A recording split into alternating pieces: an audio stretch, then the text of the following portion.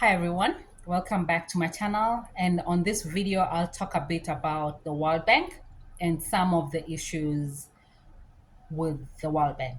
So, the IMF and the World Bank are both very problematic institutions. So, when it comes to the World Bank, it's two major issues at the top of my head. It's several, and people have discussed these issues over and over. You can find all the videos, podcasts online, and the media has covered some of the work that they do. So this is public information if you want to find out what the issue with the World Bank is. So according to me and my after studying a lot of the projects done by the World Bank and their website basically, two issues come to mind. One of them is the requirements to qualify for World Bank projects. So the because of some of the requirements to qualify for a World Bank project, some of these countries have sectors with people whose intent is to loot, is to steal money. And because of that, they go as far as collapsing our entire sector. And a good example is the education sector. They will go to an extent of collapsing an education sector, not paying the teachers, non-existent schools, claiming areas that have schools don't have schools, just lying on the paperwork. And the reason they're doing this is two: is one, because they want to loot; the other one is because they want to qualify for these projects, the World Bank projects. So the threshold of qualifying for the World Bank project is problematic. Is problematic, and it's incentivizing people to collapse sectors. So this is an internal issue that they need to look at, and they need to figure it out. The other issue is some of the projects they claim to have undertaken are not producing the results that they claim. That was the objective was not met, basically.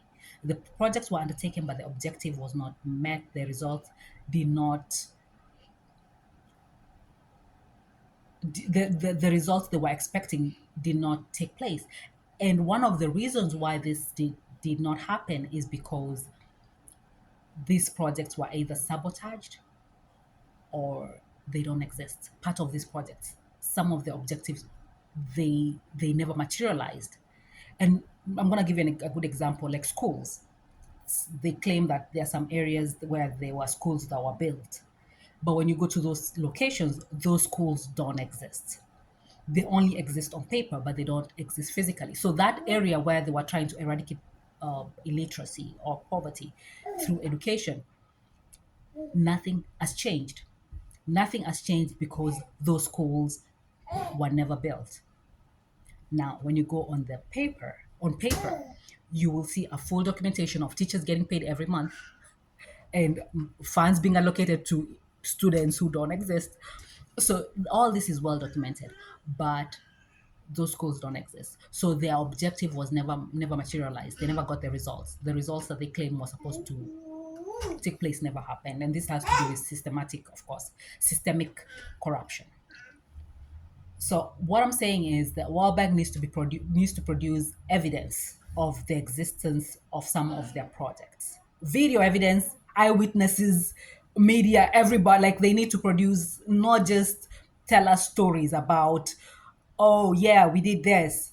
And you're supposed to believe us because our guy on the ground did it.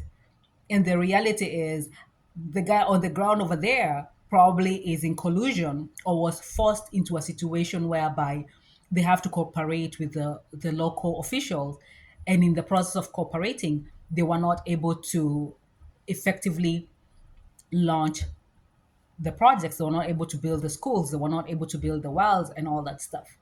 So you're over here reading the report on their website, thinking, what's wrong with those people? They have education. Why can't they take care of, handle their business? And the reality is, no, they don't. Those schools don't exist. Those hospitals don't exist. The water, the water that was supposed to be clean, that's supposed to be available for the people, those tanks don't exist. Nobody built those wells. Nobody built those taps. Nobody put on pipes on the ground to get them clean drinking water. So some of this ongoing issues is because a lot of these international organizations,